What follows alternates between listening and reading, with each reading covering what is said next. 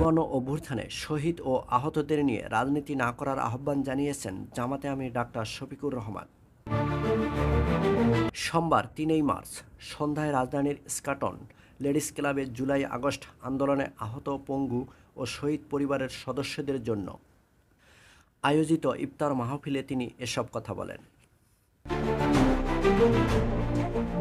জামাতে আমির ডাক্তার শফিকুর রহমান বলেন, গণ অভ্যুত্থানে আহত শহীদেরা কোনো দলের নয়, তাদেরকে নিয়ে কেউ যেন রাজনীতি না করে।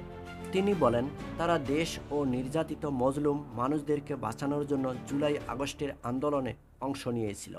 এ সময় তিনি আরও বলেন, যারা ৫ই আগস্টের আগে ও পরে আন্দোলন করতে গিয়ে আহত এবং শহীদ হয়েছেন, তার পরিবার এই প্রথম তাদেরকে ছাড়াই এই রমাদানে সাহরি এবং ইফতার করেছেন।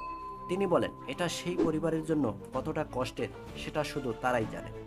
জামাতে আমির পরিশেষে এই উক্ত শহীদ পরিবারের কষ্ট ভাগ করে নেয়ার জন্য কষ্টে থাকা আহত শহীদ পরিবারের সাথে ঈদের দিনে ঘরে ঘরে গিয়ে সাক্ষাৎ করার প্রতিশ্রুতি করেন উক্ত অনুষ্ঠানে।